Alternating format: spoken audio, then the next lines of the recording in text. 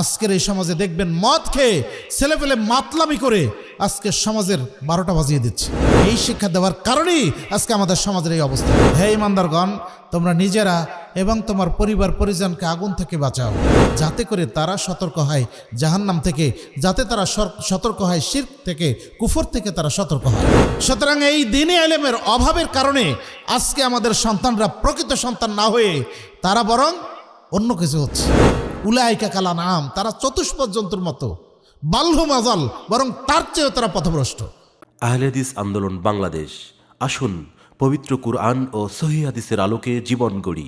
ফাইন্না খায়রাল হাদিসি কিতাবুল্লাহ ওয়া খায়রাল হাদি হাদি মুহাম্মাদিন সাল্লাল্লাহু আলাইহি ওয়াসাল্লাম ওয়া শাররাল উমুরি মুহদাসাতুহা ওয়া কুল্লু মুহদাসাতিন বিদআহ ওয়া কুল্লু বিদআতিন দালালাহ ওয়া কুল্লু দালালাতিন ফিন্নার। ফাআউযু বিল্লাহি মিনাশ শাইতানির রাজীম। বিসমিল্লাহির রহমানির রহিম। ইয়া আইয়ুহাল্লাযীনা আমানু তাকুল্লাহ হাক্কা তুকাতিহি ওয়া লা তামুতুন্না ইল্লা ওয়া আনতুম মুসলিমুন। يا أيها الناس اتقوا ربكم الذي خلقكم من نفس واحدة وخلق منها زوجها وبث منهما رجالا كثيرا ونساء واتقوا الله الذي تساءلون به والأرحام إن الله كان عليكم رقيبا يا أيها الذين آمنوا اتقوا الله وقولوا قولا سديدا يصلح لكم أعمالكم ويغفر لكم ذنوبكم ومن يطع الله ورسوله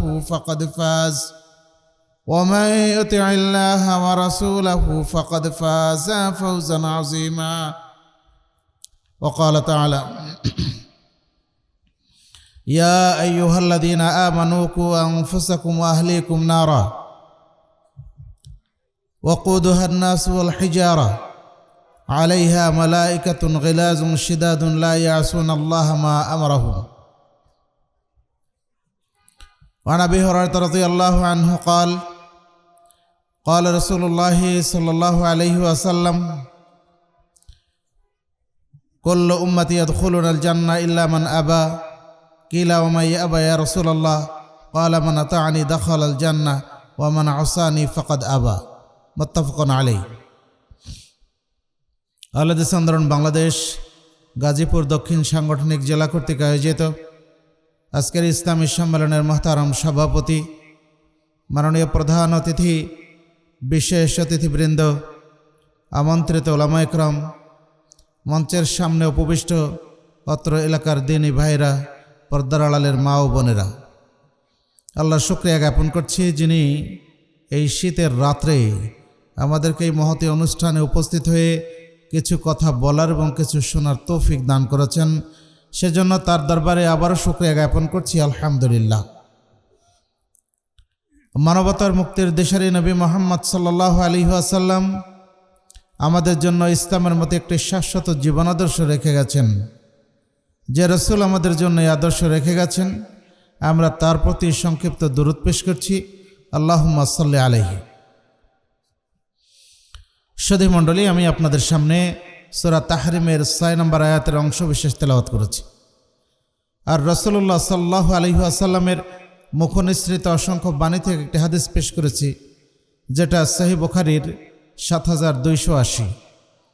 এর উপর ভিত্তি করে আমরা অত্যন্ত সংক্ষেপে কিছু কথা বলার চেষ্টা করব। মা তৌফিক ইল্লা বিল্লাহ, আলাইহি তাওয়াক্কালতু ওয়া ইলাইহি উনীব।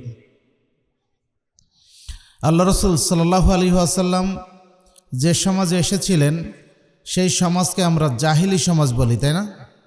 ওটা ছিল বর্বর সমাজ, অসভ্য সমাজ। কারণ সেই সমাজের মানুষ তারা মারামারি, কাটাকাটি, জেনা, ব্যভিচার, হত্যাযজ্ঞ আর মানুষের সম্পদ অন্যায়ভাবে আত্মসাৎ করা, লুণ্ঠন করা, এগুলি তাদের নিত্য নৈমিত্তিক ব্যাপার ছিল।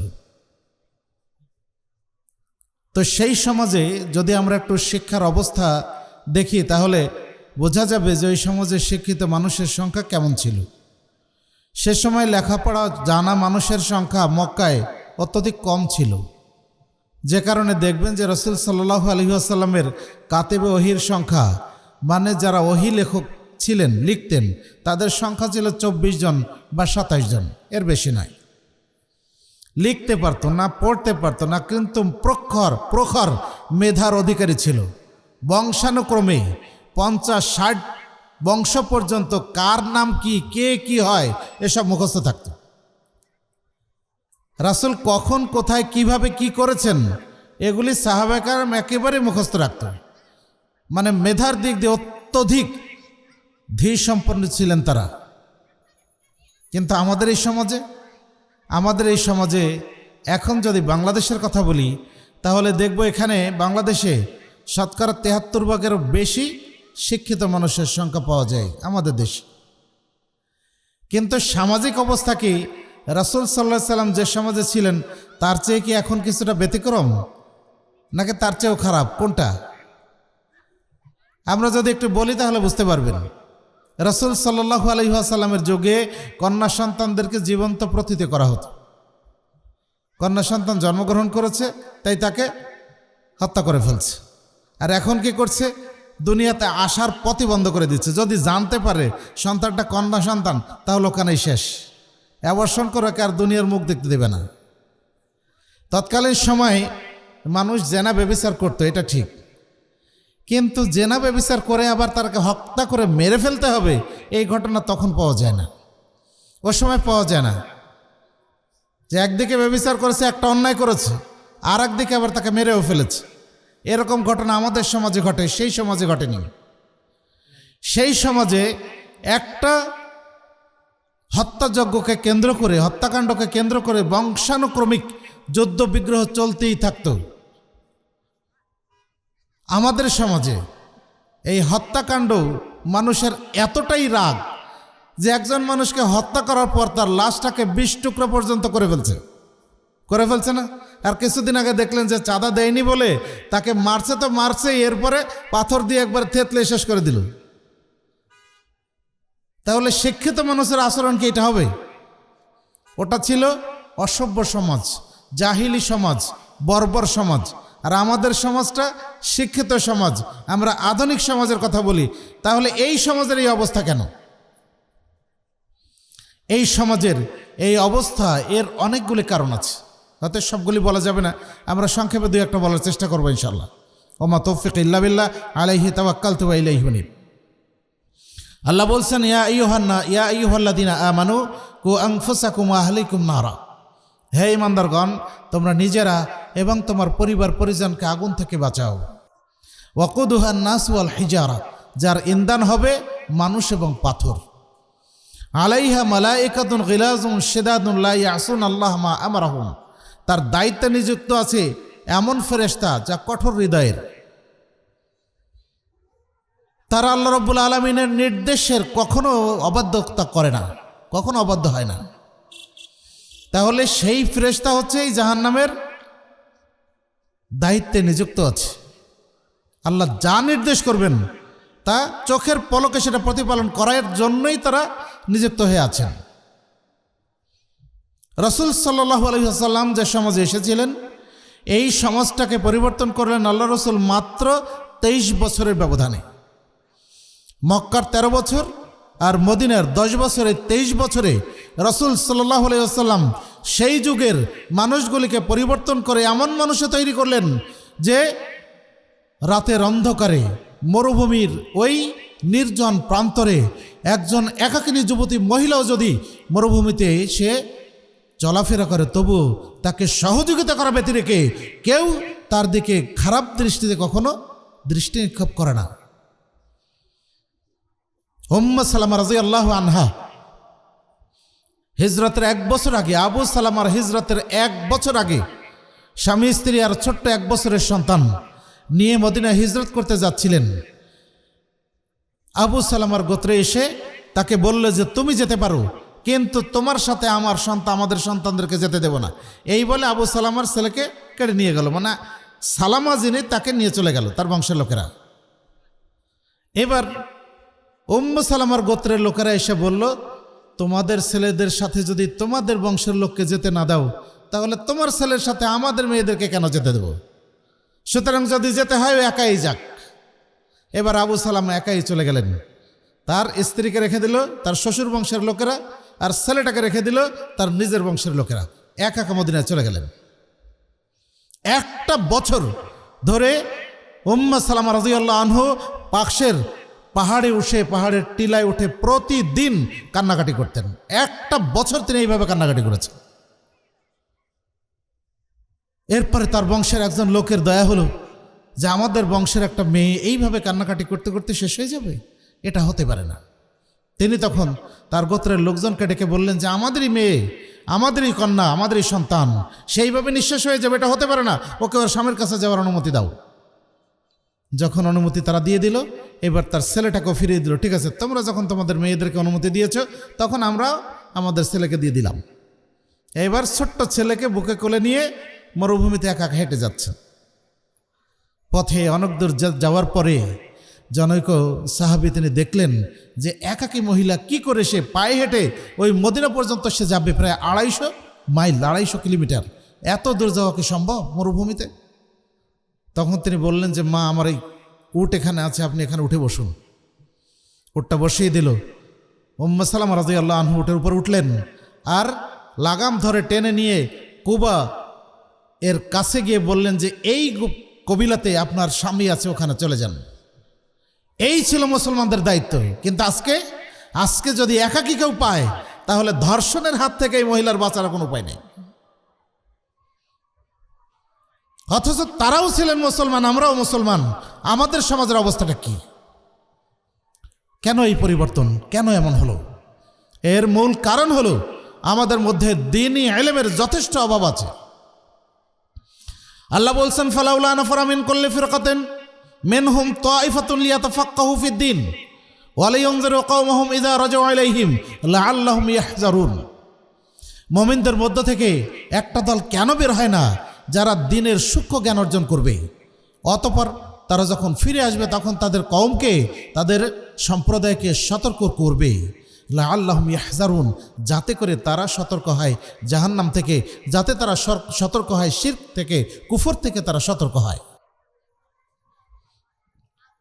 কিন্তু আমাদের দেশের অবস্থা দেখবেন, আমাদের দেশের অবস্থা হচ্ছে সন্তান যখন জন্মগ্রহণ করে, পিতামাতা তখন স্বপ্ন দেখে আমার ছেলেটাকে ডাক্তার বানাতে হবে, আমার ছেলেটাকে ইঞ্জিনিয়ার বানাতে হবে, আমার ছেলেটাকে বড় ব্যবসায়ী বানাতে হবে, আমার ছেলেটাকে ক্যাডেট বানাতে হবে, যাতে আর্মির বড় অফিসার হতে পারে। স্বপ্ন দেখে, তাই না? আর এই স্বপ্ন দেখার ফলে এই ছেলে পরবর্তীতে কি করে? পরবর্তীতে এই করে যে পিতামাতাকে একটা ঝামেলা মনে করে, বয়স হয়ে গেছে, এখন এদের তো ঝামেলা কে পোহায়। আর এ কারণেই পিতামাতার আশ্রয় হয় কোথায়? বৃদ্ধাশ্রমে, তাই না? সুতরাং ভুল আমি আপনি প্রথমেই করে ফেলেছি। সেটা কি? দ্বীনের জ্ঞান ওকে দেওয়া উচিত ছিল। তাহলে সে সারা জীবন এটাই জানতো যে পিতামাতার পায়ের নিচে জান্নাত রয়েছে, পিতামাতার পায়ের কাছে জান্নাত রয়েছে, এটাই সে ভাবতো, আর সারা জীবন পিতামাতার সেবা করত। কিন্তু যখন আমি আপনি ভুল করে ফেলেছি, তখন সে আমাদেরকে উটকো ঝামেলা মনে করছে যে এখন এদের পিছনে সময় নষ্ট করে লাভটা কি, ওদেরকে রেখে দিয়ে আসি ওখানে। তাই হচ্ছে না? 2015 সালে প্রথম আলো পত্রিকাতে একটা আর্টিকেল পড়েছিলাম, সেখানে বৃদ্ধাশ্রম সম্পর্কে লেখা ছিল। মা ছেলের কাছে পত্র লিখছে যে বাবা, প্রথম আলো কর্তৃপক্ষ মানে হুবহু চিঠিটা তুলে দিয়েছিল, লিখেছিল বাবা, তুমি যখন ছোট ছিলে তখন তোমার পিতা মারা যায়। আমি তখন যৌবনের অধিকারী একজন মহিলা ছিলাম, আমি চাইলে অন্য কোনো সংসার গ্রহণ করতে পারতাম, কিন্তু বাবা তোমার মুখের দিকে তাকিয়ে আমি আর দ্বিতীয় সংসার গ্রহণ করিনি। আমি তোমাকেই মানুষ করেছি, তোমাকে আমার বুকে আঁকড়ে ধরে রেখেছি, তোমাকে লেখাপড়া শিখিয়েছি, তুমি এখন বড় হয়েছ, তুমি ঢাকায় বড় ফ্ল্যাটের মালিক, তোমার ওই ফ্ল্যাটে তোমার পোষা কুকুরের জায়গা হয়, কিন্তু তোমার এই ফ্ল্যাটে আমি মা, আমার জায়গা হলো না, তাই না? তাহলে এই শিক্ষা দেওয়ার কারণে আজকে আমাদের সমাজের অবস্থা হচ্ছে এই। আর একটা ঘটনা বলি, ঢাকা বিশ্ববিদ্যালয়ের স্বনামধন্য প্রফেসর, নাম বলছি না, সারা জীবন শিক্ষা দীক্ষা দিয়ে তিনি মানুষের ছেলেকে মানুষ করার চেষ্টা করেছেন, কিন্তু নিজের ছেলেদেরকে প্রকৃত মানুষ করতে পারেননি। তিনি সারা জীবনের ইনকাম দিয়ে ঢাকাতে 6 তলা বাড়ি করেছেন। ছেলেদেরকে ভাগ করে দিয়েছেন প্রত্যেকটি ফ্ল্যাট। ভাগ করে দেওয়ার পর বৃদ্ধ বয়সে সালাত আদায় করেন আর বাড়িতে এসে তাসবিহ তাহলিল করেন, এটাই তার কাজ, আর অন্য কোনো কাজ নেই। একসময় এলাকার নামও বলছি না, হয়তো আপনারা চিনতে পারবেন সেজন্য। একসময় মসজিদে সালাত আদায় করতে গিয়ে তিনি স্ট্রোক করে সেখানেই পড়ে মারা যান। মসজিদের মুয়াজ্জিন ইমাম তারা চিনতেন। তার ছেলেকে ফোন দিয়ে বলছে যে আপনার ছেলে অমক, আপনার পিতা অমক মারা গেছেন, তিনি অমক জায়গায় আছেন, আপনি এসে আপনার পিতার লাশের সৎকারের ব্যবস্থা করেন। ছেলে তখন বলছে যে আমি একটা বড় গুরুত্বপূর্ণ মিটিংয়ে আছি, আপনার আমার বাপের লাশটাকে আঞ্জুমান মুফিদুল ইসলামকে দিয়ে দেন। সুবহানাল্লাহ বিহামদিহি। বাপ মারা গেছে, তার শেষকৃত্য যেটা করার দরকার, তার জানাজা কাফন দাফন করবে, সেটাতে অংশগ্রহণ না করে তার মিটিংটাই বড় হয়ে গেল। সুতরাং এই দ্বীনি ইলমের অভাবের কারণে আজকে আমাদের সন্তানরা প্রকৃত সন্তান না হয়ে তারা বরং অন্য কিছু হচ্ছে। আল্লাহ বলছেন, ওয়ালাকাদ যারা'না লিজাহান্নামা কাসীরাম মিনাল জিন্নি ওয়াল ইনসি লাহুম কুলুবুন লা ইয়াফকাহুনা বিহা ওয়া লাহুম আ'য়ুনুন লা ইউবসিরুনা বিহা ওয়া লাহুম আযানুন লা ইয়াসমাউনা বিহা উলাইকা কাল আনআম বাল হুম আযাল। আমি কতক মানুষ এবং জিনকে জাহান্নামের জন্য তৈরি করেছি, তাদের অন্তর আছে কিন্তু তারা চিন্তা করে না, বোঝে না। তাদের চোখ আছে কিন্তু চোখ দিয়ে দেখে না, ওদের কান আছে কিন্তু কান দিয়ে শোনে না। উলাইকা কাল আনআম, তারা চতুষ্পদ জন্তুর মতো, বালহুম আযাল, বরং তার চেয়েও তারা পথভ্রষ্ট। আমাদের অবস্থা কি তাই নয়? এই ধরনের ছেলে, এই ধরনের মেয়েদেরকে জীবনের সর্বস্ব দিয়ে আজকে আপনি মানুষ করার চেষ্টা করেছেন, আর আপনি যখন মুখাপেক্ষী তাদের, তখন সে আপনাকে ছুঁড়ে ফেলে দিচ্ছে। আমরা কি সেই শিক্ষা দিব? এই শিক্ষা দেওয়ার কারণেই আজকে আমাদের সমাজের এই অবস্থা। কিন্তু আমাদের আদৌ হুঁশ হয় না। আমার ছেলেকে কোরআন শিক্ষার জন্য আপনি আমি কয় টাকা ব্যয় করি? কোরআন শিক্ষার জন্য আমরা চেষ্টা করি, মসজিদে যদি ফ্রি মক্তবের ব্যবস্থা থাকে তাহলে ছেলেকে বলি যাও ওখান থেকে কোরআন শিখে আসো।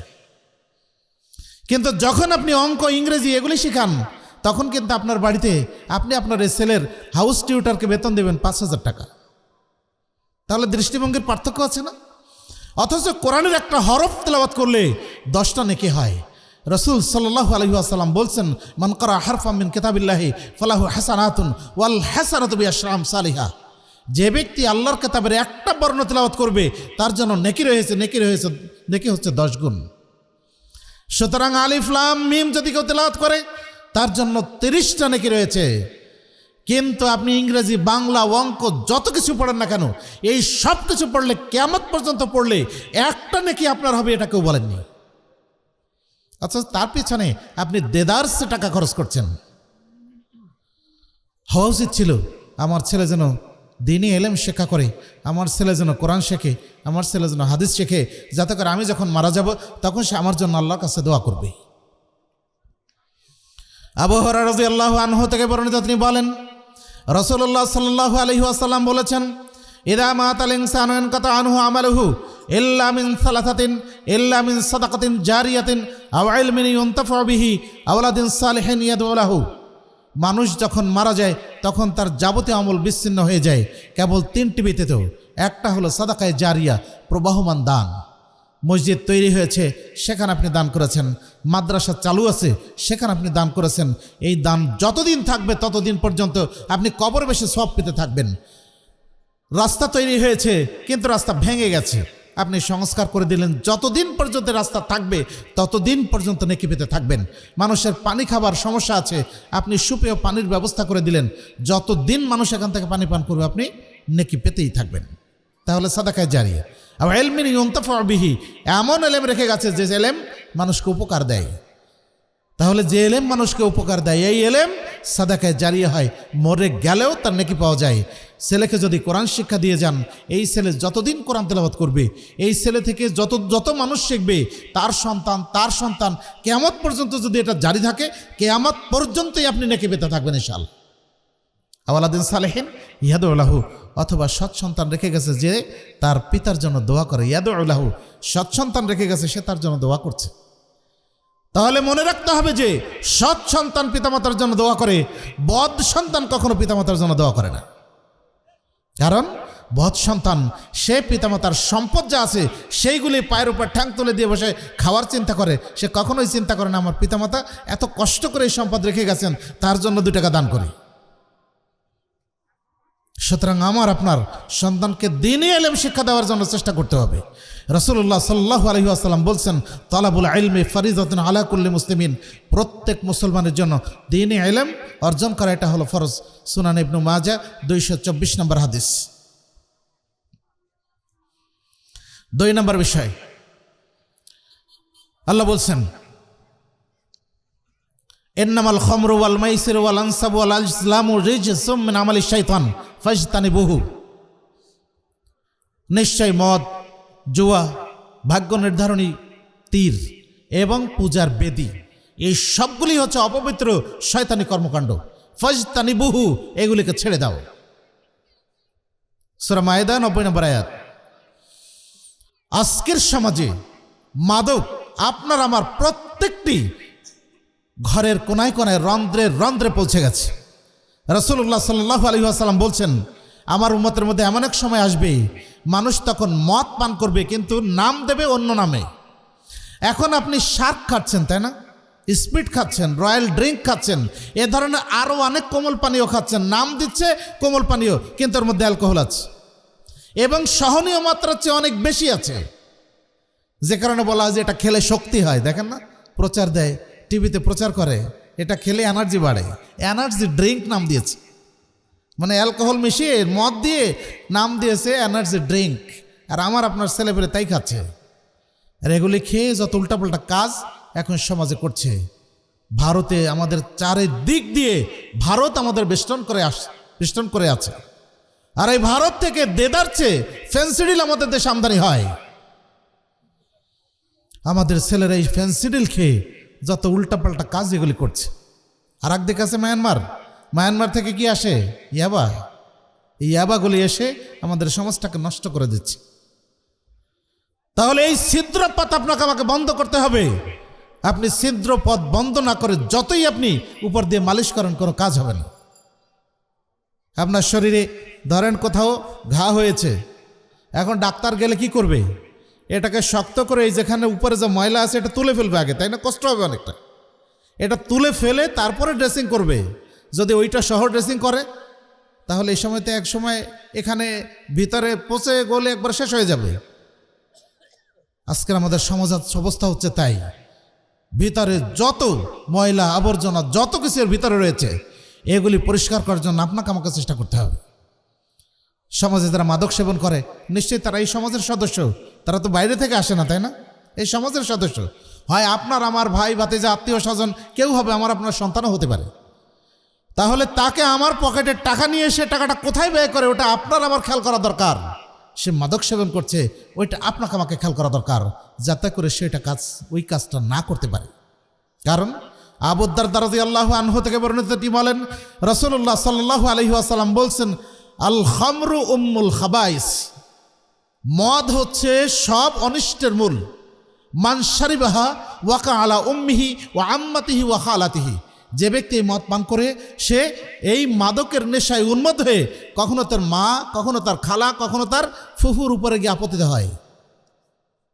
রাসূলের কথা। সুনানে নাসাইর 5666-67 নম্বর হাদিস। রাসূলুল্লাহ সাল্লাল্লাহু আলাইহি ওয়াসাল্লাম বলছেন, বনি ইসরাইলের এক আবেদ ছিল।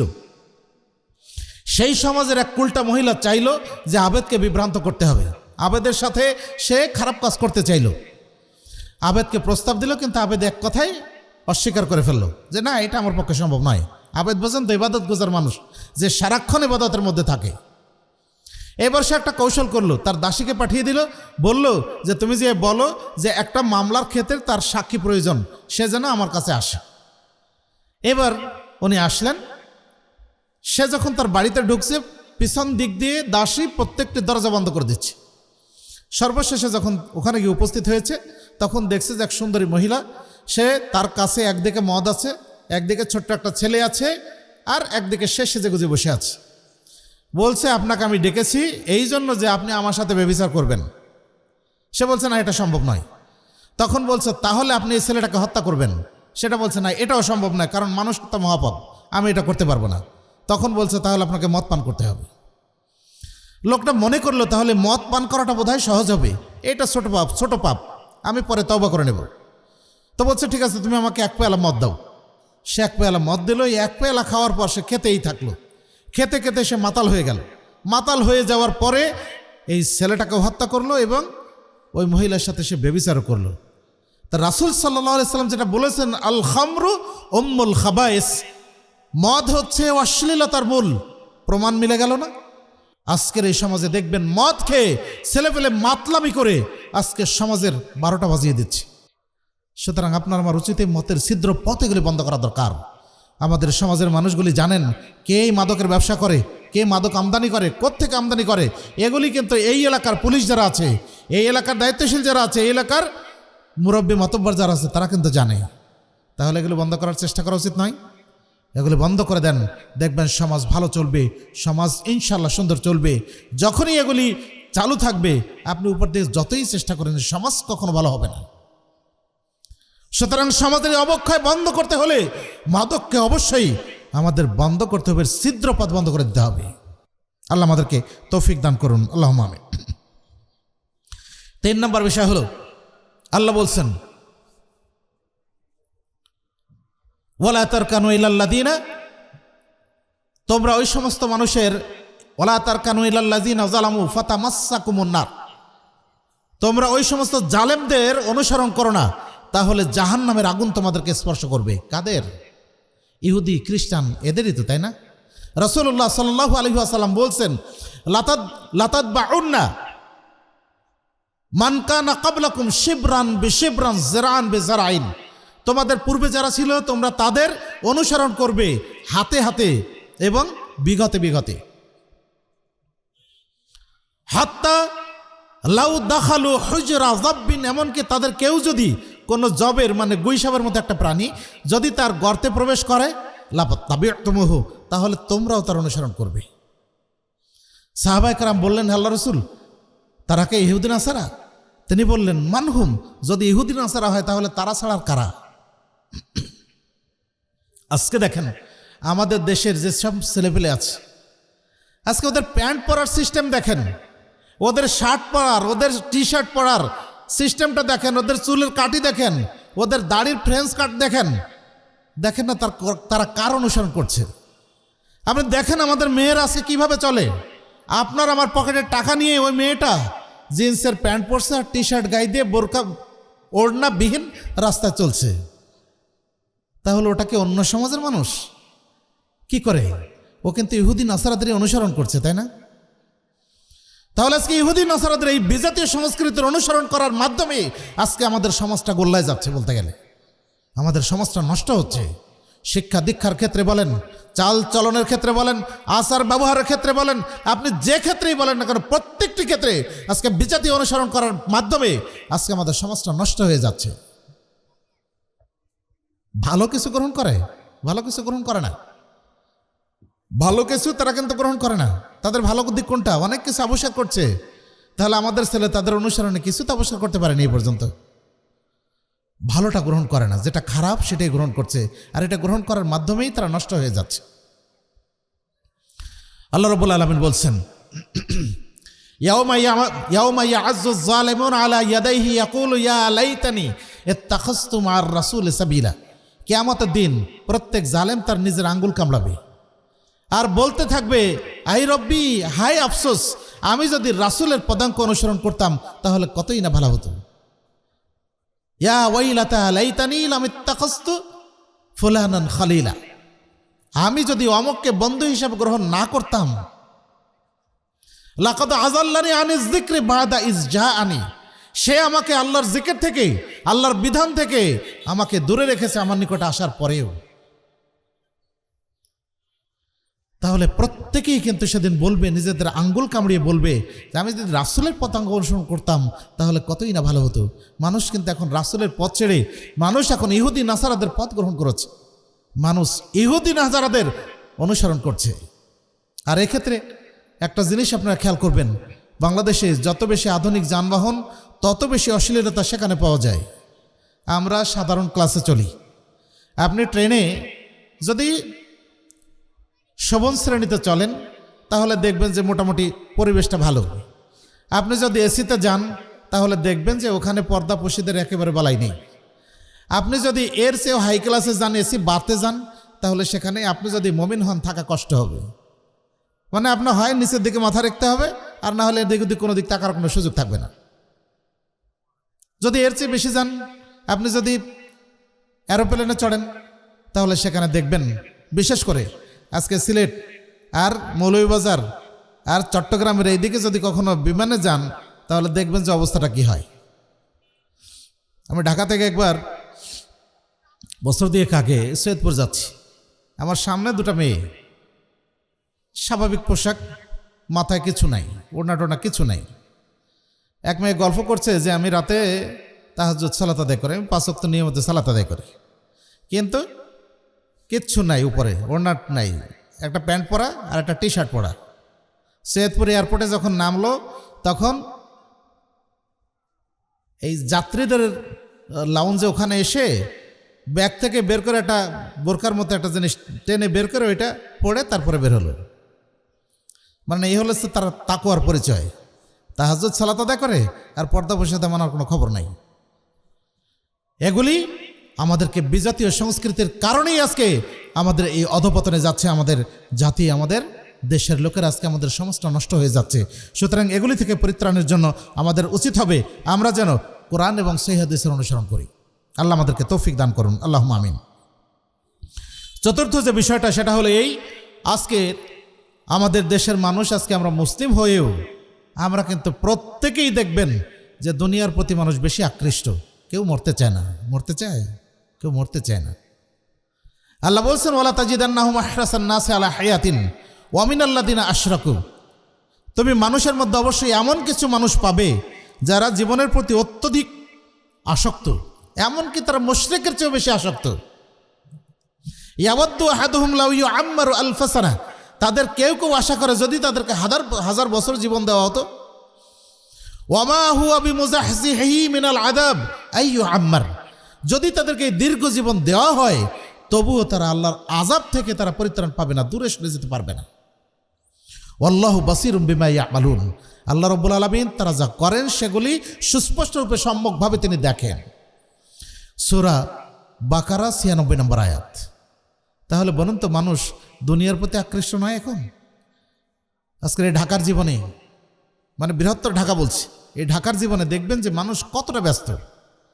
ব্যস্ততা বোঝা যায় তখনই যখন রিক্সা, একটা লোক আছে 100 টাকা দিয়ে রিক্সা ভাড়া ঠিক করেছে যে এখান থেকে নিয়ে এসে ওই আবদুল্লাপুর যাবে, ধরে নেন আবদুল্লাপুর যাবে, রিক্সা ভাড়া ঠিক করেছে, সামনে দেখলো যে জ্যাম আছে। তাহলে জ্যাম আছে, এখন মনে করছে যে আমার তো 10 মিনিট লেগে যাবে, ওই রিক্সা ভাড়াটা দিয়ে রিক্সা থেকে নেমে দৌড়াতে শুরু করবে, হাঁটা নয় দৌড়াতে শুরু করবে রীতিমতো। তার মানে সে এতটাই ব্যস্ত, তাকে গন্তব্যে পৌঁছতে হবে দ্রুত। আরও একটা জিনিস দেখবেন, যারা গ্রামাঞ্চলে আছেন তারা বেশি ভালো জানেন। এই শীতের রাত্রে আমরা যে মাছগুলি খাই, এই মাছ কখন ধরে জানেন?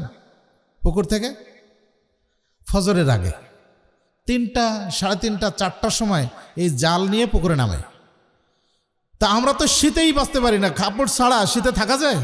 অথচ ওই লোকটা কিন্তু এই শীতের মধ্যে এই পানি, সেখানে ঠাঁই নাই, ওখানে কিন্তু জাল টানবে। তাহলে এই কষ্ট করে মাছ ধরে বাজার বিক্রি করবে। কিন্তু এই লোকটাকে যদি আপনি বলেন যে ভাই তুমি তো এই পানির মধ্যে এত কষ্ট করছো, তাহলে এত কষ্ট বাদ দিয়ে তুমি 2 রাকাত সালাত তো আল্লাহর রাস্তায় আদায় করতে পারো, 2 রাকাত তাহাজ্জুদ সালাত তো আল্লাহর রাস্তায় আদায় করতে পারো, এটা সে করবে না।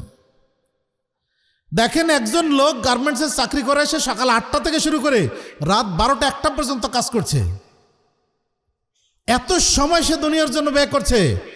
তাকে যদি বলা হয় যে 5 ওয়াক্ত সালাত তো তুমি মাত্র 30 মিনিট ব্যয় করলে তুমি 5 ওয়াক্ত সালাত আদায় করতে পারো, তা তুমি এটা করো না কেন? তো বলবে যে ভাই সময় হয় না। তাহলে কোনটা তার জরুরি ছিল? জরুরিটা কি তার এই দুনিয়ার কাজ, নাকি জরুরি ছিল তার পরকালের কাজ? আল্লাহ আপনাকে দুনিয়াতে কেন পাঠিয়েছেন? সুতরাং সেই মূল দায়িত্ব আমরা ভুলে গিয়ে আজকে দুনিয়ার প্রতি আমরা আসক্ত হয়েছি। সাওবান রাদিয়াল্লাহু আনহু থেকে বর্ণিত, তিনি বলেন রাসূলুল্লাহ সাল্লাল্লাহু আলাইহি ওয়াসাল্লাম বলেছেন, ইউশিকু আন তাদা আলাইকুমুল উমামা মিন কুল্লি উফুকিন, আমি আশঙ্কা করছি যে পৃথিবীর সব জাতিগোষ্ঠী তোমাদের বিরুদ্ধে ঐক্যবদ্ধ হবে। কামা তাদা আল উকলাত আলা কাসআতিহা, যেমনভাবে একটা প্লেটে খাদ্যদ্রব্য এক জায়গায় থাকে। জনৈক সাহাবী তখন বললেন, হে আল্লাহর রাসূল, সেদিন কি আমাদের সংখ্যা কম হবে? তিনি তখন বললেন যে না, আনতুম কাসীর, সেই দিন তোমরা সংখ্যা অনেক বেশি হবে। ওয়ালাকিন, কিন্তু তাকুনুনা গুসাআন গুসাইস সাইল, তোমরা সেদিন বন্যায় ভেসে যাওয়া খড়কুটার মতো পরিণত হবে। ইয়ান্তাজিউল মুহাবাতু আন কুলুবি আদুবিকুম, তোমাদের শত্রুদের অন্তর থেকে তোমাদের ভীতি সরিয়ে দেওয়া হবে, দূর করে দেওয়া হবে। ওয়ায়াজআলু ফি কুলুবিকুমুল ওয়াহান, আর তোমাদের হৃদয়ে ঢুকিয়ে দেওয়া হবে ওয়াহান। সাহাবায়ে কেরাম বললেন, আল্লাহর রাসূল, ওয়াহান কি? তিনি তখন বললেন, হুব্বুল হায়াত ওয়া কিরাহিয়াতুল মাউত, সেটা হলো জীবনের প্রতি ভালোবাসা এবং মৃত্যুকে অপছন্দ করা। সুনানে আবু দাউদ 4297 নম্বর হাদিস। তাহলে এই জীবনের প্রতি আসক্তি, জীবনের প্রতি ভালোবাসা, এটা অবশ্যই ঘটবে, অবশ্যই আমাদের মধ্যে আছে। এখন দেখুন মানুষ, এই যে মোবাইল আছে না, প্রত্যেকের পকেটে মোবাইল আছে, তো এই মোবাইলে ফেসবুক চালানোর জন্য, এই মোবাইলে হোয়াটসঅ্যাপ বলেন, ইমো বলেন, ইনস্টাগ্রাম বলেন, যাই বলেন না কেন, এগুলি চালানোর জন্য মানুষ রাতের পর রাত সময় নষ্ট করছে। কিন্তু 10টা মিনিট খরচ করে এক পৃষ্ঠা কোরআন তেলাওয়াত করবে, এই সময় তার হয় না। তাহলে মানুষ দুনিয়ার জন্য এতটাই সে ব্যতিব্যস্ত হয়ে আছে, কি করে সে এই সমাজে ভালো মানুষ হিসেবে ভালো থাকতে পারে, কি করে সে আল্লাহ রাব্বুল আলামিনের কাছে সম্মানিত হতে পারে। সুতরাং আপনাকে আমাকে চিন্তা করতে হবে, আজকের আমরা করার দরকার কি ছিল আর আমরা করছিটা কি। আপনাকে আমাকে চিন্তা করতে হবে। আজকের সমাজ রসাতলে যাচ্ছে এ কারণেই, সমাজের অবক্ষয় এ কারণেই। আপনাকে আমাকে চিন্তা করতে হবে এই সমাজটাকে উত্তরণের জন্য আমাদেরকে আসলে কি করা দরকার। 6 নম্বর বিষয় হলো, দেখুন আমাদের সমাজে আজকে পরকীয়া, জেনা, ব্যভিচার, এগুলি দ্বিধারসে চলছে না? আমাদের দেশে ব্যাপকভাবে চলছে। পত্রিকার পাতা খুললেই দেখা যায় বিভিন্ন ধরনের ঘটনা, ধর্ষণ, অপহরণ, এ ধরনের নানা ঘটনা আমাদের সামনে আসে। আবার সমাজে এমন অনেক ঘটনা ঘটে যেগুলি পত্রিকা পর্যন্ত যায় না, এগুলি সমাজেই মিটমাট হয়ে যায়। তাহলে কেন ঘটছে এগুলা? অথচ আল্লাহ বলছেন, ওয়ালা তাকরাবুজ জিনা, তোমরা জেনার নিকটবর্তীও হইও না, ব্যভিচারের নিকটবর্তীও হইও না। কিন্তু আজকে এটা ব্যাপকভাবে চলছে। এ চলার অন্যতম কারণ হলো আমাদের সমাজ থেকে পর্দা প্রসিদ্ধ এগুলি উঠে আছে। যে কোরআনের আয়াতের মাধ্যমে সালাত ফরজ হয়েছে, যে কোরআনের আয়াতের মাধ্যমে সিয়াম ফরজ হয়েছে, যে কোরআনের আয়াতের মাধ্যমে জাকাত, হজ ফরজ হয়েছে, সেই কোরআনের আয়াতের মাধ্যমেই আপনার আমার উপরে পর্দা প্রসিদ্ধ এগুলো ফরজ হয়েছে।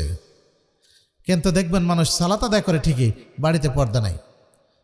মানুষ সিয়াম পালন করে ঠিকই, কিন্তু যখন ফিতরা দিতে যাবে তখন কৌশল করে।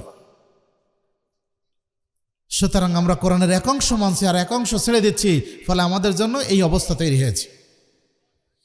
আবু হুরায়রা রাদিয়াল্লাহু আনহু থেকে বর্ণিত, তিনি বলেন, রাসূলুল্লাহ সাল্লাল্লাহু আলাইহি ওয়াসাল্লাম বলেছেন, আদম সন্তানের জন্য জেনার একটা বিষয় তার জন্য অবধারিত করা হয়েছে, মুদ্রিকুহু লা মুহালাতা, জেনার একটা অংশ তার জন্য অবধারিত করে দেওয়া হয়েছে, এটা সে লাভ করবে, এ থেকে মুক্তি পাওয়ার কোনো উপায় নাই। রাসূল সাল্লাল্লাহু আলাইহি সাল্লাম বললেন, আইনানে জেনাহুমা আর নাজর, 2 চোখের জেনা হচ্ছে বেগানা নারী পুরুষকে দেখা। তাহলে ঢাকার এই ব্যস্ততম শহুরে জীবনে এগুলি থেকে বেঁচে থাকা সম্ভব? অত্যন্ত কঠিন। কিন্তু বেঁচে থাকতে পারেন যদি কিছু কৌশল অবলম্বন করেন, তাহলে বেঁচে থাকা যায়। 1 নম্বর কৌশল আমি বলবো, সাথে ছোট্ট একটা বই রাখেন। বাসে যাচ্ছেন, ট্রেনে যাচ্ছেন বা অন্য কোনো যানবাহনে যাচ্ছেন, বের করে 2 পৃষ্ঠা পড়েন। আপনার এলেমও বৃদ্ধি হবে, চোখের জেনা থেকেও মুক্তি পাবেন। যদি বই পড়তে না পারেন, বই পড়া যায় না বা পড়তে পারেন না, তাহলে কি করবেন? তাসবিহ তাহলিল করেন। আপনি সুবহানাল্লাহ, আলহামদুলিল্লাহ, লা ইলাহা ইল্লাল্লাহু আল্লাহু আকবার, আপনি যে গন্তব্যে যাবেন সেই পর্যন্ত পৌঁছা পর্যন্ত 1000 বার পড়েন প্রয়োজনে। তাহলে কি হবে? আপনার দৃষ্টি অন্যদিকে যাবেন, আপনার খেয়াল থাকবে যে আপনি তাসবিহ পড়ছেন। লোক দেখানোর জন্য নয়, বরং আপনার নিজেকে হেফাজত করার জন্য আপনি চেষ্টা করেন, বেঁচে থাকা যাবে। ওয়াল আইনানে জিনাহুমা আসসামাউ ইস্তিমাউ, দুই কানের জেনা হচ্ছে বেগানা নারী পুরুষের অশ্লীল কথা শোনা। ওয়াল গিয়াদানে জেনা হুমাল লামসু, দুই হাতের জেনা হচ্ছে স্পর্শ করা। বাসে ঢাকার যে অবস্থা, তাই না, বিভিন্ন সময় চলতে ফিরতে নানা ধরনের অনাকাঙ্ক্ষিত পরিস্থিতির শিকার হতে হয়। আপনি বেঁচে থাকার চেষ্টা করেন, বেঁচে থাকা যাবে। আর যদি নিজে কিছুটা আগ্রহী হন তাহলে সুযোগ আরও শয়তান করে দেবে, সমস্যা নেই, শয়তান করে দেবে। ও আপনার হেফাজতের জন্য, আপনার হেল্পের জন্য আছে। ওয়ারজলানে জেনাহুমা আল খতা, দুই পায়ের জেনা হচ্ছে যেখানে সংগঠিত হয় সে পর্যন্ত হেঁটে যাওয়া। ওয়াল কলবু ইয়াহবি ওই তামান্না ওয়া তামান্না, অন্তর চিন্তা করে, পরিকল্পনা গ্রহণ করে। ওই ইউকাদ্দিবু যালিকা ওই ইউসাদ্দিকু যালিকা ওই ইউকাদ্দিবুহু, আল ফরজু ইউকাদ্দিবু যালিকা ওই ইউসাদ্দিকুহু, লজ্জাস্থান হয় সেটাকে মিথ্যা প্রতিপন্ন করে অথবা সেটাকে বাস্তবায়ন করে। এটা হলো চূড়ান্ত পর্যায়ে। তাহলে বেঁচে থাকার উপায় কি? আপনি আমি চেষ্টা করি, আল্লাহর কাছে তৌফিক কামনা করে বেঁচে থাকা যাবে। আজকের সমাজে আমাদের মধ্যে থেকে আল্লাহভীতি এগুলি উঠে গেছে বলেই আজকে সমাজের এই সমস্যা। আল্লাহ বলছেন, ইন্নাল্লাযীনা তাকাউ ইযা মাসাতহুম তায়ফাতুম মিনাশ শাইতান, নিশ্চয়ই যারা মুত্তাকি, যারা আল্লাহকে ভয় করে, যখনই শয়তানের কোনো দল তাকে স্পর্শ করে, যাকারু, তারা আল্লাহকে স্মরণ করে। যখনই শয়তান তাকে পাকড়াও করতে চায় তখনই সে আল্লাহকে স্মরণ করে, ফলে আল্লাহ রাব্বুল আলামিন তাকে হেফাজত করেন। ইউসুফ আলাইহিস সালামকে জুলাইখা ডেকে নিয়ে গেল, তাই না? জুলাইখা তো ইউসুফ আলাইহিস সালামকে ডেকে নিয়ে গেছিল না? ডেকে নিয়ে গেল তার অন্দরমহলে, নিয়ে যেয়ে সে তার হীন স্বার্থ চরিতার্থ করার জন্য সেখানে সে বলল যে আমি তোমার সাথে এটা করতে চাই। তিনি তখন আল্লাহকে স্মরণ করলেন, আল্লাহর কাছে সাহায্য চাইলেন, পরে আল্লাহ তাকে হেফাজত করেছেন। আজকের দুনিয়াতে আপনি আমি বেঁচে থাকার জন্য ওই আল্লাহভীতি সবচেয়ে, আমার জন্য আপনার জন্য এটা সবচেয়ে বেশি জরুরি। যদি আল্লাহভীতি অর্জন করা যায় তাহলে সব থেকে বাঁচা যায়। একটা ঘটনা বলি। উমাইয়া খলিফার সময় একজন দরিদ্র মহিলা, সে খাওয়া পড়ার যথেষ্ট তার সমস্যা, অভাব অনটনে তার দিনই কাটে না। একদিন সচ্ছল একজন মানুষ তাকে ডেকে বলেছে যে আমার বাড়িতে এসো, তোমাকে কিছু টাকা পয়সা দিব। মহিলাটা মনে করছে যদি গেলে কিছু পাওয়া যায় তাহলে যাই। এবার যখন তার বাড়িতে গেছে তখন বলছে যে তুমি বাড়ির দরজাটা বন্ধ করে আসো। এবার সে বলছে হ্যাঁ আমি সব দরজা, সব জানালা দরজা এগুলি তো বন্ধ করতে পারবো, কিন্তু একটা দরজা আমি বন্ধ করতে পারবো না। লোকটা তখন লজ্জা পেয়ে গেছে। কোন দরজা বলেন তো? আল্লাহর দরজা বন্ধ করা যাবে? আল্লাহর দরজা কখনো বন্ধ করা যায় না। আল্লাহ সব কিছুই আপনার আমার দেখেন। এজন্য আল্লাহ বলছেন ইয়াস্তাগফুনা মিনান নাস ওয়ালা ইয়াস্তাগফুনা মিনাল্লাহ। মানুষ থেকে পাপটাকে গোপন করে, কিন্তু আল্লাহ থেকে তারা পাপটাকে গোপন করতে পারে না। সুতরাং আমি আপনি যদি এই আল্লাহকে ভয় করি তাহলে অবশ্যই এই সমাজের যাবতীয় অনাচার, যাবতীয় সমস্যা এগুলি থেকে নিজেদেরকে পরহেজ করা, নিজেদেরকে বাঁচিয়ে রাখা সম্ভব। আল্লাহ রাব্বুল আলামিন আমাদের সবাইকে হেফাজত করুন, তৌফিক দান করুন, আল্লাহুম্মা আমিন। 2 নম্বর বিষয়, আল্লাহ বলছেন লাকাদ কানা লাকুম ফি রাসূলিল্লাহি উসওয়াতুন হাসানাহ, সূরা আহজাব 21 নম্বর আয়াত। নিশ্চয়ই আল্লাহর রাসূলের মধ্যে তোমাদের জন্য উত্তম নমুনা রয়েছে। তাহলে রাসূল সাল্লাল্লাহু আলাইহি ওয়াসাল্লাম তিনি নবুয়তের আগে এবং নবুয়তের পরে রাসূল সাল্লাল্লাহু আলাইহি ওয়াসাল্লামের জীবনে এমন কোনো ঘটনা ঘটেনি যে কাফেররা বলতে পারে যে মুহাম্মদ সাল্লাল্লাহু আলাইহি ওয়াসাল্লাম, মুহাম্মদ সে এরকম ছিল। এমনকি কাফেররাও মুহাম্মদকে আলামিন বলে তাকে বিশ্বাস করতো, তাই না? সুতরাং রাসূলের চরিত্রে কালিমা লেপন করার মতো পৃথিবীর কোনো শক্তি নেই বলতে পারে যে রাসূল এমন ছিলেন, মুহাম্মদ এমন ছিল, কেউ বলতে পারেনি। আমরা সেই রাসূলের উম্মত। সুতরাং আপনার আমার চারিত্রিক বৈশিষ্ট্য ভালো হওয়া উচিত নয়? আমার আপনার চরিত্র ভালো হওয়া উচিত। রাসূল সাল্লাল্লাহু আলাইহি ওয়াসাল্লাম বলছেন কিয়ামতের দিন মুমিনের সবচেয়ে ভারী যে জিনিস মিজানের পাল্লায় ওজন করা হবে সেটা হলো খুলকুন হাসানুন, তার উত্তম চরিত্র। আপনার আমার চরিত্র ভালো হওয়া দরকার। যদি চরিত্র ভালো হয় তাহলে রাস্তার মোড়ে দাঁড়িয়ে আমাদের মা বোনকে ওই ছেলেটা ইপটেজিং করবে না, ওই ছেলেটা উত্তক্ত করবে না। করবে কি? করবে না। চরিত্র ভালো হওয়া দরকার। আর এই শিক্ষাটা আপনার আমার পারিবারিক জীবন থেকে, আপনার আমার পরিবার থেকে এটা দেওয়া দরকার। স্কুলে কলেজে যা পড়াবে, কিন্তু আপনার আমার পরিবার থেকে এই শিক্ষাটাকে দেওয়া দরকার। যদি এখান থেকে তৈরি করা যায় তাহলে অবশ্যই মানুষ আদর্শ মানুষ হিসেবে তৈরি হবে। 3 নম্বর বিষয় হলো রাসূল সাল্লাল্লাহু আলাইহি ওয়াসাল্লাম বলছেন আদ-দীন ওয়ান নাসিহা। আল্লাহ রাসূল সাল্লাল্লাহু আলাইহি ওয়াসাল্লাম বলছেন আদ-দীন ওয়ান নাসিহা, দিন হচ্ছে উপদেশ দানের মাধ্যম, উপদেশ দানের নাম। তাহলে সমাজের মানুষগুলিকে ভালো করার জন্য আপনার আমার উপদেশ দেওয়া প্রত্যেকটি মুহূর্তে জরুরি। একটা খারাপ কাজ দেখেছেন, সেটাকে বাধা দেওয়া, সেটা যেন করতে না পারে বাধা দেওয়া। যদি হাতে বাধা দেওয়া না যায় তাহলে অন্তত মুখে বলা যে বাবা এই কাজটা করো না, যদি সেটাও করা সম্ভব না হয়, কারণ মাস্তান, ওকে কিছু বললেই উল্টাপাল্টা করবে, তাহলে সে যেন বলতেও পারছেন না। তাহলে আপনি মনে মনে কল্পনা করেন যে কিভাবে ওকে বন্ধ করা যায়। ওয়াযালিকা আযআফুল ঈমান, রাসূল বললেন এটা হলো ঈমানের সর্বনিম্ন স্তর। সুতরাং আমরা চেষ্টা করব মানুষকে নসিহত দিয়ে সমাজটাকে সুন্দর করার। আল্লাহ আমাদেরকে তৌফিক দান করুন। আজকের এই সমাজের জন্য, আমাদের জন্য যেটা করণীয় সেটা হলো এই সমাজকে ভালো করতে হলে দ্বীনি ইলম শিক্ষার কোনো বিকল্প নাই। আপনাকে আমাকে দ্বীনি ইলম শিক্ষা করতে হবে। আমাদেরকে দুনিয়ামুখী না হয়ে আমাদেরকে পরকালমুখী হওয়ার চেষ্টা করতে হবে, তাহলে এই সমাজটাকে ভালো করা যাবে। কারণ যে মানুষ পরকালকে ভয় করে সে কখনো দুনিয়াবী কাজের জন্য পড়ে থাকে না, কারণ দুনিয়াটা তার কাছে গৌণ হয়, পরকালটাই তার কাছে মুখ্য হয়। 3 নম্বর বিষয় হলো মাদকতা এই সমাজ থেকে দূর করার চেষ্টা করতে হবে। 4 নম্বর বিষয় হলো যে আমরা বিজাতীয় সংস্কৃতি যেগুলি আছে, ইহুদি খ্রিস্টানদের সংস্কৃতি, আজকে যদি এখানে ঢোল তাবলার বাড়ি হতো তাহলে এখানে মানুষ জায়গা দেওয়া যেত না, তাই না? কিন্তু এখানে ইসলামের কথা হচ্ছে, শয়তানও বাধা দেয়, মানুষও দূরে থাকে। সুতরাং এখানে মানুষ আসবে না। মানুষকে যাতে দিনমুখী করা যায় সেজন্য আমাদেরকে চেষ্টা করতে হবে, বিজাতীয় সংস্কৃতির অনুসরণ বাদ দিতে হবে। 4 নম্বর বিষয় হলো আমাদের সমাজে পর্দাপোশীদের ব্যবস্থা করার মাধ্যমে জেনা ব্যভিচারের পথগুলি রুদ্ধ করতে হবে, বন্ধ করতে হবে। আল্লাহ আমাদেরকে তৌফিক দান করুন, আল্লাহুম্মা আমিন। পরিশেষে যারা এই অনুষ্ঠানে আয়োজন করেছেন, যারা এই অনুষ্ঠানে বিভিন্নভাবে সহযোগিতা করেছেন এবং যারা এখানে উপস্থিত হয়েছেন, আমরা সবার জন্য দোয়া করছি আল্লাহ যেন আমাদের এই ত্যাগের বিনিময় আল্লাহ আমাদেরকে কিয়ামতের দিন জান্নাতুল ফিরদাউস দান করেন, আল্লাহুম্মা আমিন। হাদিস ফাউন্ডেশন প্রকাশিত কিছু গুরুত্বপূর্ণ বই আমাদের সামনে আছে। আমাদের ছেলেরা কিভাবে ভালো মানুষ হতে পারে সেজন্য শিক্ষক, অভিভাবক এবং শিক্ষার্থীর করণীয় একটা বই আছে, প্রফেসর ডক্টর আসাদুল্লাহ আল গালিবের লেখা। বইটা আপনারা সাধ্যমতো নেওয়ার চেষ্টা করবেন। একজন মুমিন কিভাবে তার দিনরাত অতিবাহিত করবে। আমি তো আপনারা বললাম যে জেনার থেকে বাঁচার কোনো উপায় নেই, তাই না? আপনি এই বইটা বাড়িতে রাখলে, সাথে রাখলে আপনাকে এটা বলে দিতে হবে আপনাকে কি করতে হবে। আপনি যদি এটা পড়েন মনোযোগ দিয়ে তাহলে বুঝতে পারবেন যে আপনার আমার করণীয় কী। এবাদত, সব এবাদত প্রকাশ্যে করতে হয় না, কিছু এবাদত গোপনেও করতে হয়। এই গোপন এবাদতগুলি আল্লাহর কাছে সবচেয়ে প্রিয়। সেই গোপন এবাদতের গুরুত্ব এবং ফজিলত, কি কি গোপন এবাদত আছে বইটাতে আপনারা পাবেন, সংগ্রহ করতে পারেন।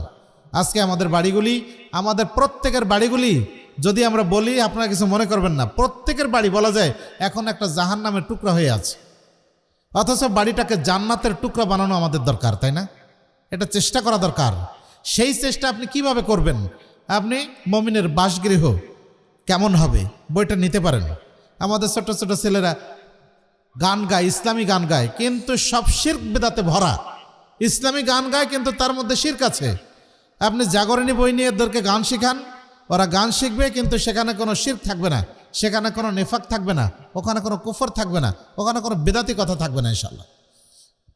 আমাদের লক্ষ্য হচ্ছে জান্নাত, তাই না? আমরা সবাই তো জান্নাতে যেতে চাই। জান্নাতে ছিলাম, আবার জান্নাতে চলে যাবো ইনশাল্লাহ আমাদের আমলের মাধ্যমে। বইটা যদি আপনি রাখেন, জান্নাতের অফুরন্ত নেয়ামত। আপনি বইটা রাখলে জান্নাতে যাওয়া কিভাবে যেতে পারি পথগুলি আপনাকে সহজ করে দেবে ইনশাল্লাহ। বাংলাদেশে এমন কোনো মানুষ নাই যে গীবত করে না। আছে এমন কোনো মানুষ? বিশেষ করে চা খেতে যদি চায়ের আড্ডায় বসা যায় তাহলে দেখবেন যে গীবত ওখানে কত প্রকার কি কি সেখানে পাওয়া যায়। তাহলে গীবত থেকে বাঁচার জন্য এই গীবত পরিণাম ও বাঁচার উপায় বইটা নিতে পারেন। সবশেষে মাসিক আর তাহরিক, আপনাকে আমাকে আপনার জীবন গঠনের জন্য 40টা প্রশ্ন উত্তর আছে এবং কোরআন হাদিসের আলোকে গুরুত্বপূর্ণ প্রবন্ধ, নিবন্ধ এর মধ্যে লেখা আছে। আমরা বইটা, এই পত্রিকাটা প্রত্যেক মাসে একটা করে সংগ্রহ করতে পারি। আল্লাহ আমাদেরকে তৌফিক দান করুন, আল্লাহুম্মা আমিন। আকুলু কাউলি হাযা আস্তাগফিরুল্লাহ লি ওয়া লাকুম ওয়া লিসাইরিল মুসলিমিন। ওয়াসসালামু আলাইকুম ওয়া রাহমাতুল্লাহি ওয়া বারাকাতুহু।